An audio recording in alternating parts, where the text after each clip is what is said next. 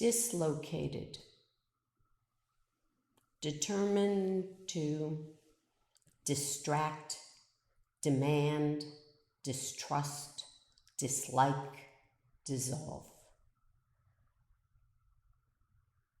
Prefer, repeat, dismember, not remember. Treat all as threat to tamper. Love to destroy. Miss most, more than others. Out of wed to intellect that was indulged, determined, undisciplined, directing down to hell.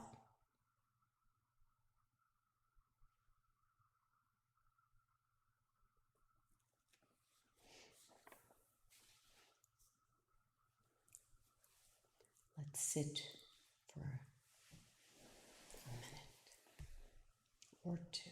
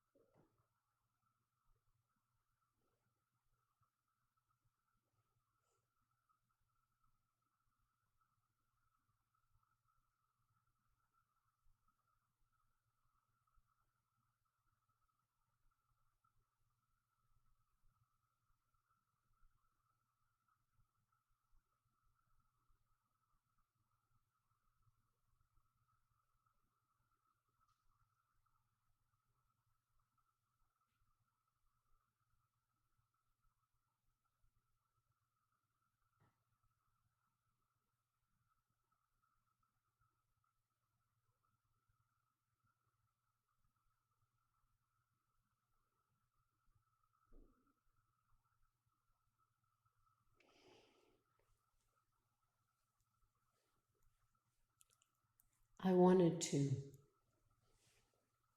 talk about sadhana,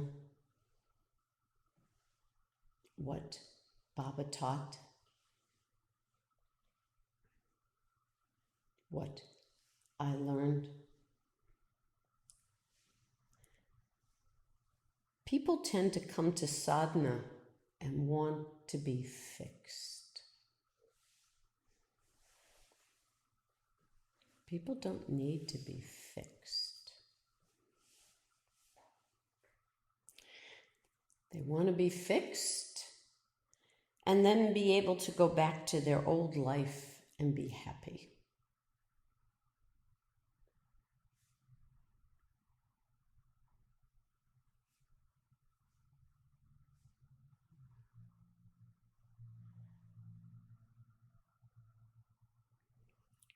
Sadhana does not fix.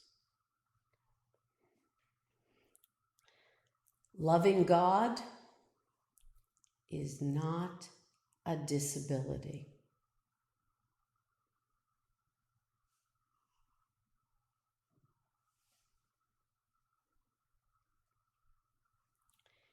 Sadhana provides the opportunity to love.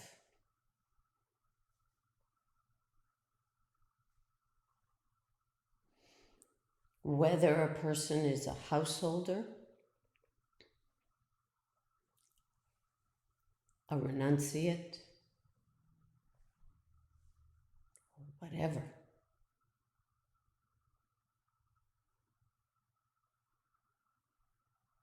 Our lives don't change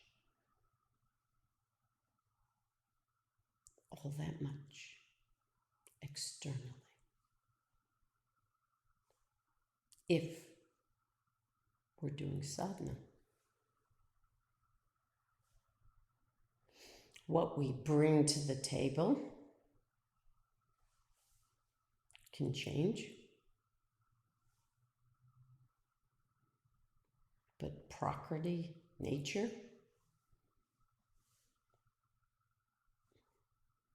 the world is the world, is the world, is the world.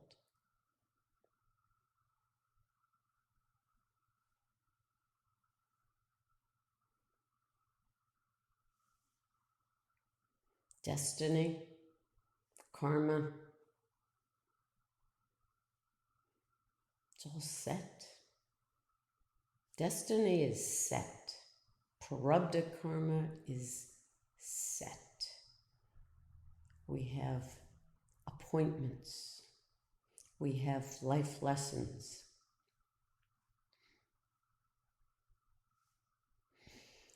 A mystic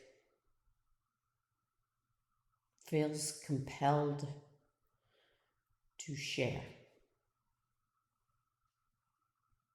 and to share what they have learned. But it's not easy because we use words. And somehow, no matter what the mystic says, it's so easily twisted, turned, misrepresented, misread, not read at all.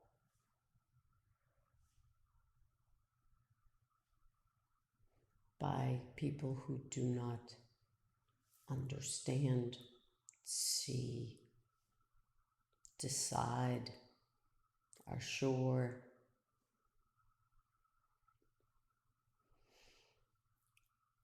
I went to Baba not to have intellectual understanding.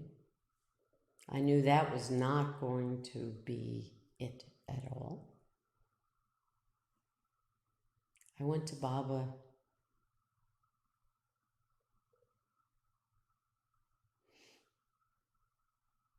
for the experience and continued living of the underlying truth of life.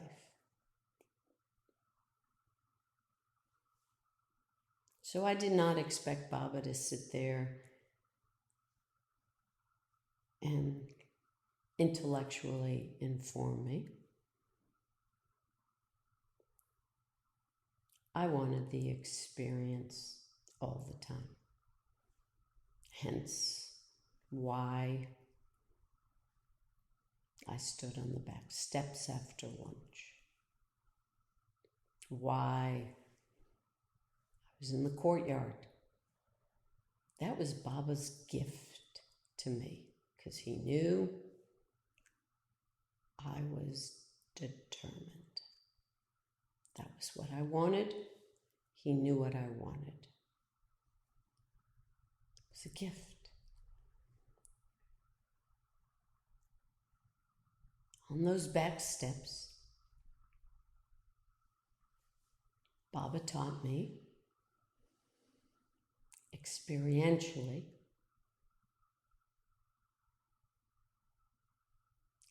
how to be with my experience, whatever it was. To let whatever came from that experience, let it come up without me imposing any thought forms of any kind on top of that. No deciding, judging, assessing, nothing.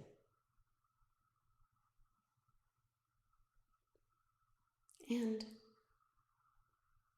he then, because of where we're out in the open,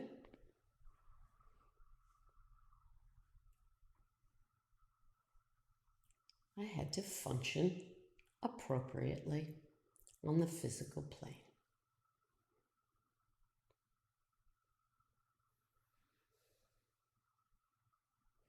Now, I came back to America in around 1991. I wrote a spiritual survival kit.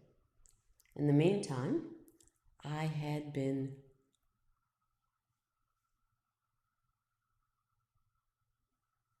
being with my experience, whatever that was. Letting whatever came up, come up. And functioning appropriately on the physical plane. I didn't stop my sadhana because I was somewhere else.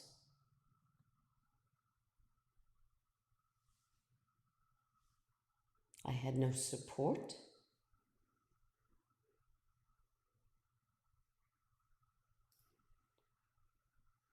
The world was not a fun place.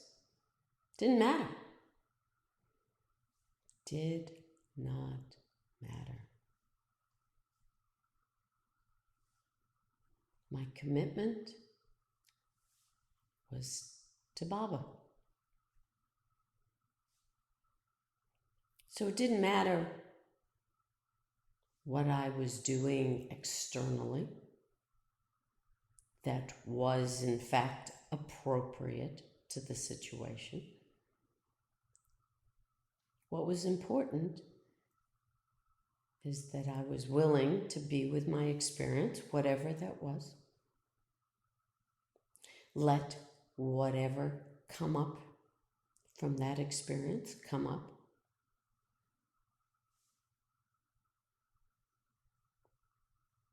And then function appropriately. People heard that I had written this, and people have heard. It came from my Baba. It's not my idea. It's not my teaching.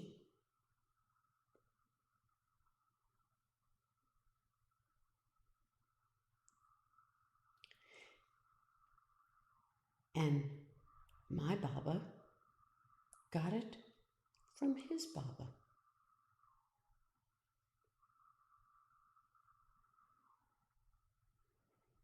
Now, did somebody make it up? No, it's just reality. It's the truth. It's what works. And yet, people go, that's it? Yeah, that's it. And yet, people don't practice it. Be with your experience, whatever that is. Whatever experience. How many people are really willing to do that all day long? Be with it internally. Not dip in, dip out, go in, go out. No, literally. Be with it.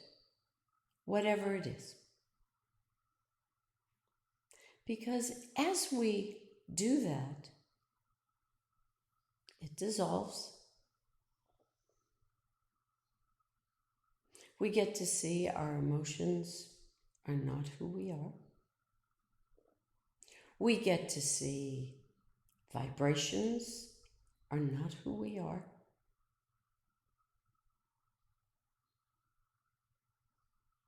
And we get to see that those vibrations and emotions should not be dictating our actions. But too many people believe they are their emotions, they are their vehicles, and then they act. And when people act based on that, I promise you, someone, somewhere, gets hurt.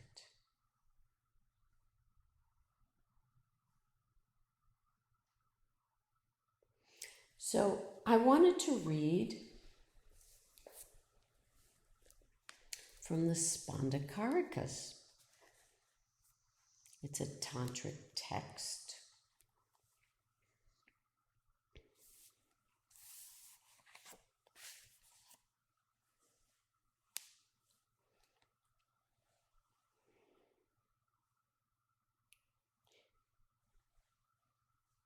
As the Spanda treasure, and Spanda means the spiritual throb.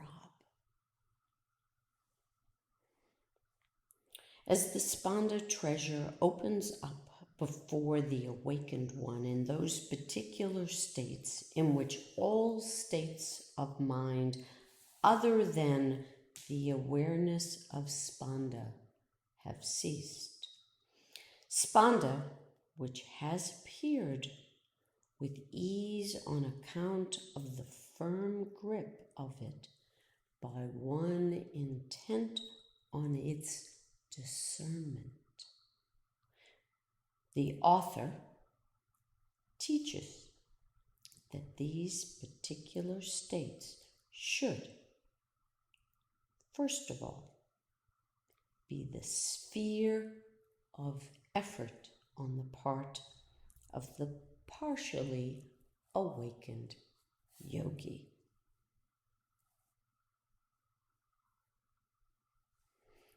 This is the text of the 22nd verse.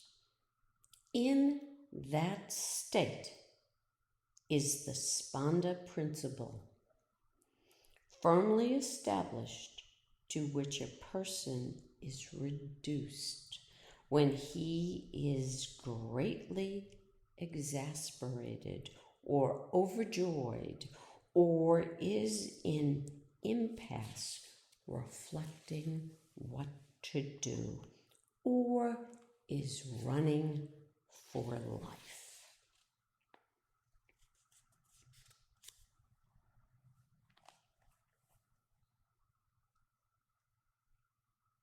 In all the ways of approach to the divine, the yogis are established in one pointed concentration after having allayed all the other mental activities.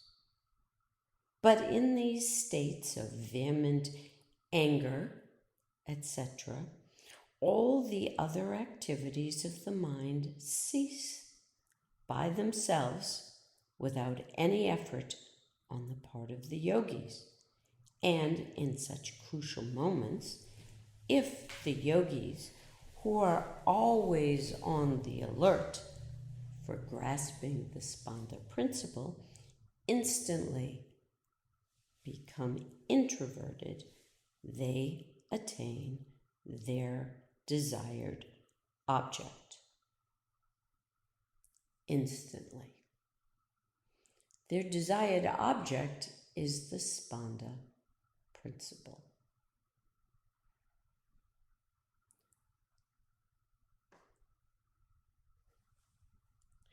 The purport is that those who are not yogis remain only stupefied in these states.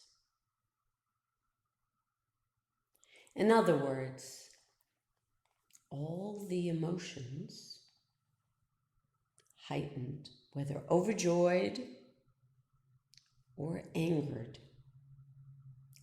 run our lives unless we use them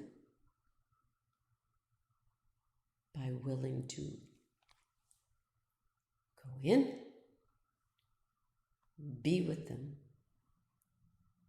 and see that they will direct us back.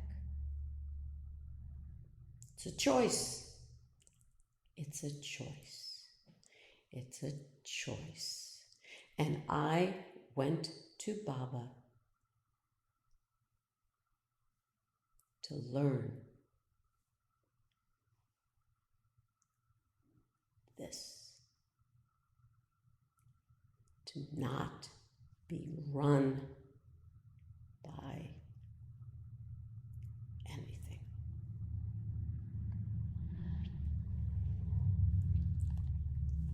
Therefore,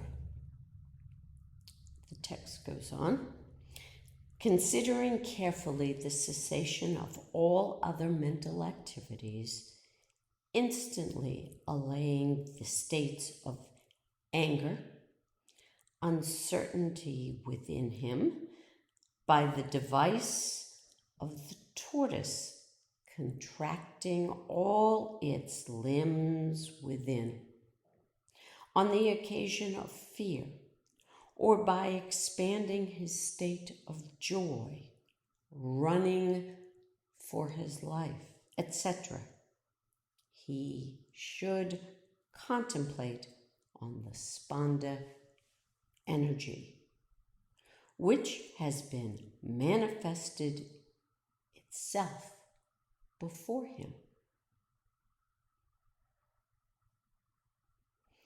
As has been said in Vijnana Bhairava, if one succeeds in immobilizing his mind, in making it one-pointed, when he is under the sway of desire, anger, greed, infatuation, arrogance, and envy, then the reality underlying these states alone subsists.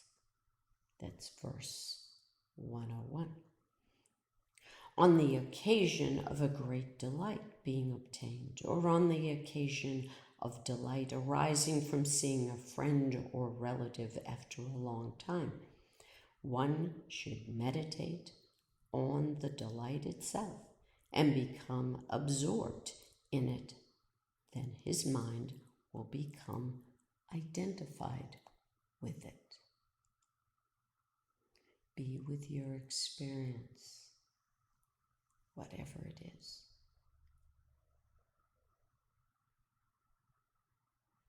Let whatever comes up from that experience come up and function appropriately. Again, from the Vijnana Bhairava, at the commencement and end of sneeze, in terror, in sorrow, in the condition of a deep sigh, or on the occasion of flight from the attack of an elephant, during keen curiosity, at the commencement or end of hunger, the state of Brahman approaches near. Intense emotional experience, whether of anger, joy, fear, or acute mental impasse, all the extroverted mental activities come to a dead stop. We are unable to grasp the inner reality because of the whirling gig of imagination and thought. It is only when this whirligig stops, when the mind is stilled, that we are in a fit condition to have an experience of reality or the Spanda principle. If we are properly oriented towards it. Again, awareness, attention, focused in. Be with your experience, whatever it is. Let whatever arises from that experience arise. No one has ever said, and think about it, at least I haven't.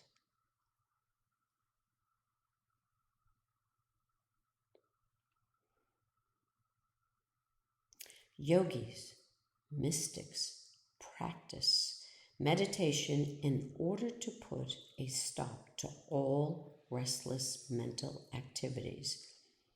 But intense emotional experiences of themselves bring the squirrel-like activities of the mind to a dead halt.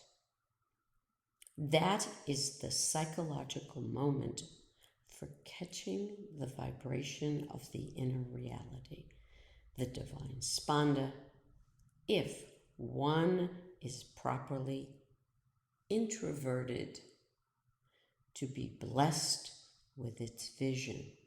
In other words, if you're not focused inwardly, and by inwardly, I do not mean watching your thoughts.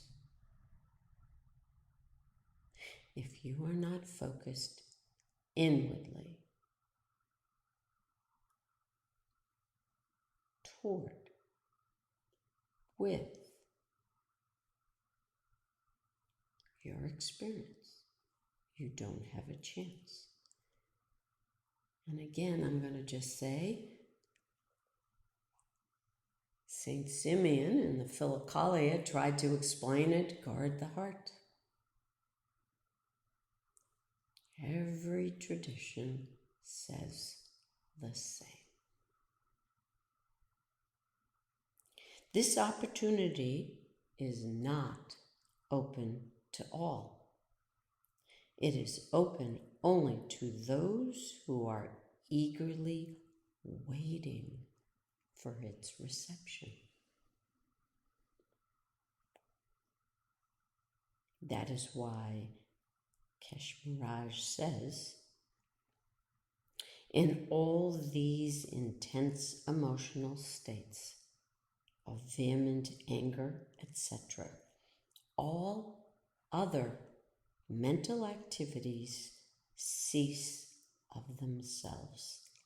If the yogis, who are always on the alert for the discernment of the Spanda principle, instantly become introverted at that psychological moment, they will achieve their desired object instantaneously. The non-yogis, even in these states, will remain stupefied and bewildered. Ramakanta makes the position clear by saying this. These emotional states serve to the awakened one as a means for realizing the abiding Spanda.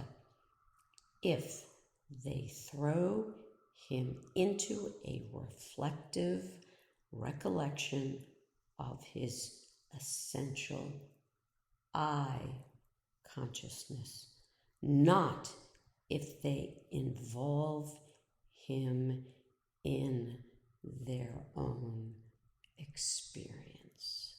The experience of these states is only one of pleasure or pain.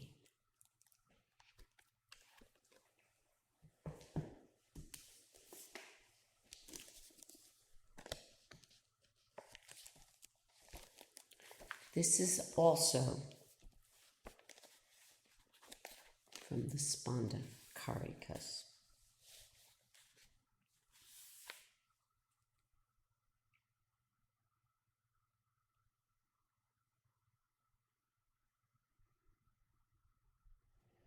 Keshmaraj says, the power of Spanda can thus operate in both ways in all its manifestations. From the krama, remember krama is point, moment. It's past, present, future simultaneously,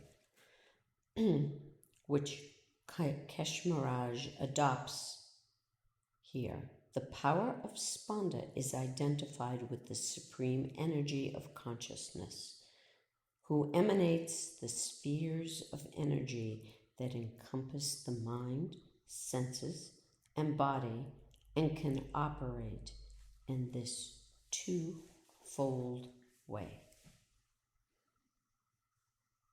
The generic circumstance which binds the soul is its ignorance. In other words, everything can be used either to bind us further into ignorance or be used for liberation. The Spanda, the energy, either to take us further away or take us further within. Again, stanza 22. The teaching of this stanza exemplifies one of the most important practices taught. The yogi must try to catch the initial moment of intent. You can't do that if you're not with your experience. You can't do that if you don't let what's there come up. You can't do that if you superimpose ideas judgment, rationalizations, mitigations, reasonableness. You cannot do sadhana. The initial impulse to perceive or act is the point from which consciousness expands out from its pure, indeterminate nature into manifestation. This is the point where the power of intent exerts itself to the full. It is here that the yogi experiences the individualized aspect of spanda as the propensity of consciousness towards a given perception or act. If you do not, as Simeon says, guard the heart, if you're not there at the beginning of that vibration, if you are not willing to be with your experience, you're not doing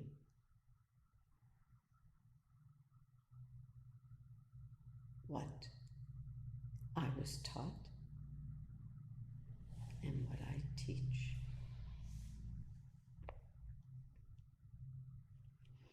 This grounded as it is in the universal vibration of consciousness is the door to liberation. And if we go back to the quote that I have done a million times about Bishop Ulthorn, God waits for us at that point. Always there.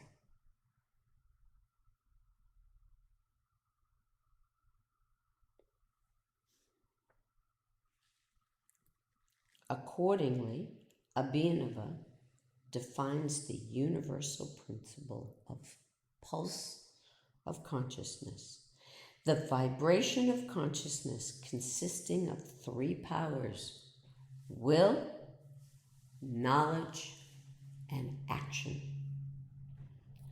Beautiful in its universal and individual aspects, expands and contracts in both the internal and external domains of reality. It's a both and. It's beta a beta. Even though it neither expands nor contracts, it manifests as such. Thus, the yogi, whose goal is internal and gaze outward, attains the supreme abode. He continues by defining the individual pulse of consciousness. Therefore, the act of awareness directed towards that which has been fashioned by the creative freedom of consciousness and whose form is the wonderful diversity of its causal efficacy is the particular vibration of consciousness termed intent. The firm resolve to follow a command, the intent to utter a mantra or visualize the deity, the devotee's earnest entry of the deity, the effort to perceive some object clearly, the desire to eat or intense concentration are circumstances mentioned above when the individual pulsation of consciousness can fuse with the universal. That, I'm going to say, is the purpose of sadhana. Not to have a continued external life that's better, bigger, more successful based on whatever, but to be fused with God, with the universal. So that whatever manifests externally, it's God's.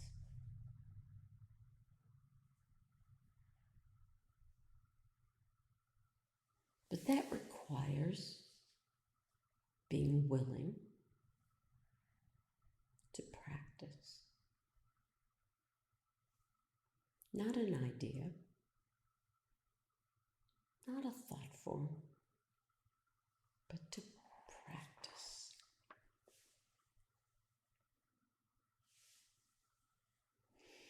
This stanza lists other possible occasions in which the energies of consciousness fuse together into a single force intensely directing towards its goal.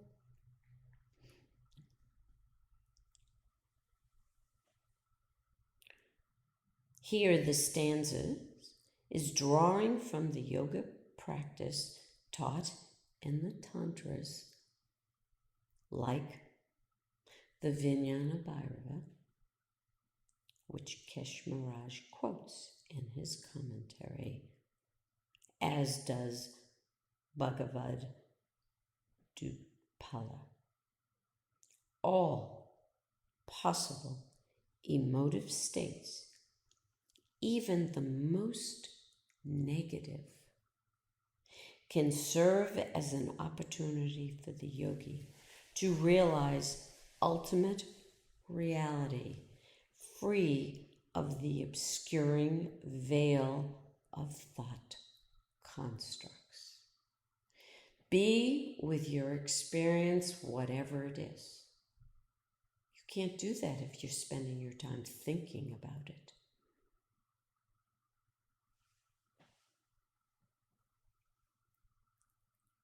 As the Vijnana Bhairava declares, fixing the intellect in states of passion, anger, greed, delusion, and envy, all that remains is reality.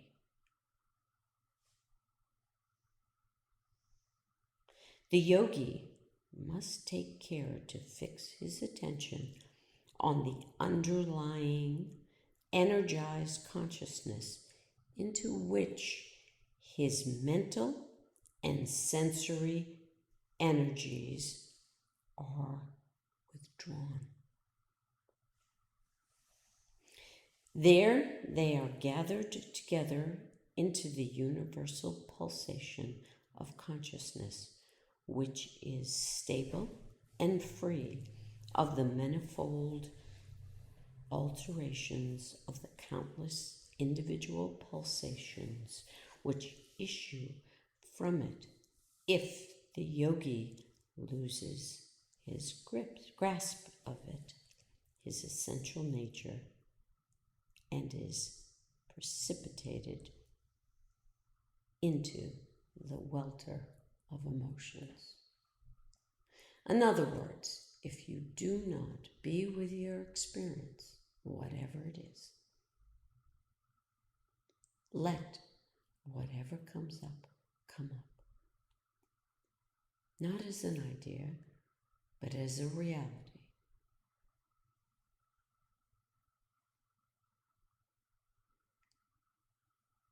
All those vibrations just run you helter-skelter. Now, this is the Spandakarikas, and it was translated by Tchaikovsky, and the other one was translated by Jaidev Singh. I want to also read here.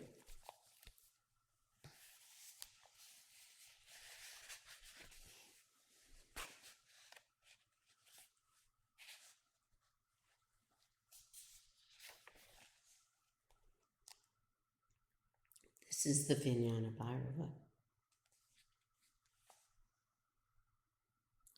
If one succeeds in immobilizing his mind, in making it one-pointed, when he is under the sway of desire, anger, greed, infatuation, arrogance, and envy, then the reality underlying these states alone subsists.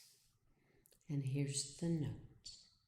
When an aspirant is under the domination of any strong emotion, he should dissociate, in other words, separate his mind from the object of the emotion and concentrate deeply on the emotion itself without either accepting it or rejecting it. He should withdraw his mind from everything external and turn it within, even as a tortoise withdraws its limbs within its shell on the occasion of a great danger. When he is thus intensely introverted, the passion becomes calmed, like a charmed snake. All vikalpas are shed, like leaves in autumn. Such abrupt introversion puts the aspirant in contact with the infinite spiritual energy surging within, known as spanda, and then he is filled with the bliss of the divine consciousness, Chid Ananda. This means is known as Shakti Sankosha.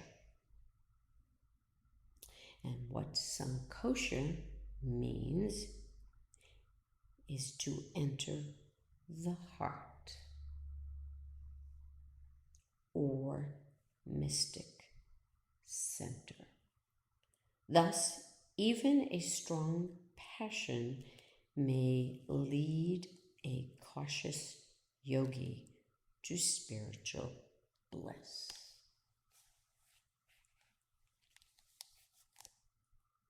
Be with your experience, whatever it is. Let whatever arises from that experience arise. That doesn't mean you leave being with your experience. The only way to let what arise is by remaining within.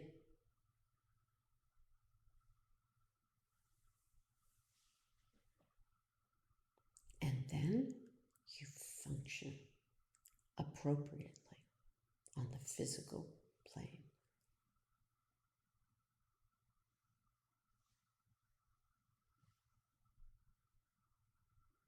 No thought forms. No need.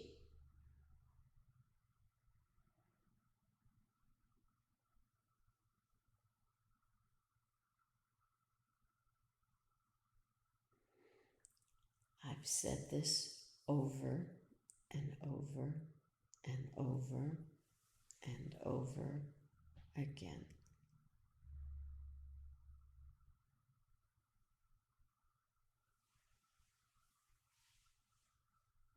It's what my Baba taught me. It's why I went to Baba. I had the experience of being thrown back in my Shaktipat experience with him, thrown back to pure consciousness. No thought, no anything. And I wanted that truth. And I knew that Baba was the only one who could teach me that.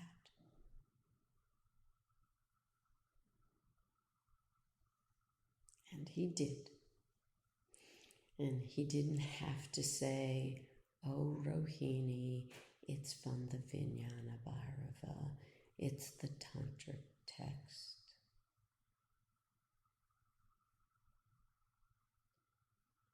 Because then he would have been going and encouraging my intellect. It wasn't as if I didn't study the texts. And I teach the text to give some context. But if you're not practicing it, you just have a very nice intellectual understanding that in truth is no understanding at all.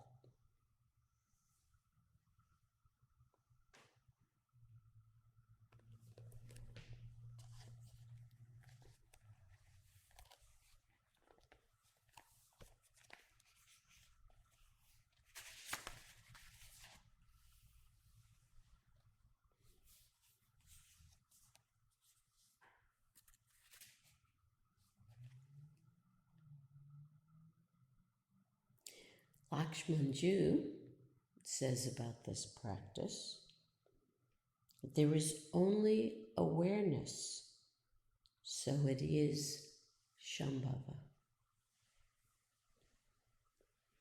You can distinguish between the others.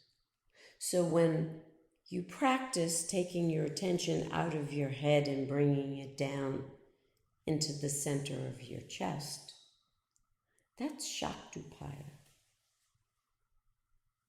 You're using your mind. But once you just be with your experience, whatever that is, letting whatever comes up come up from that experience, and functioning appropriately on the physical plane.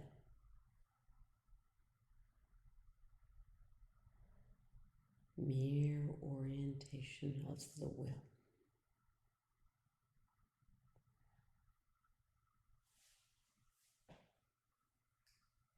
Shambhav Upaya.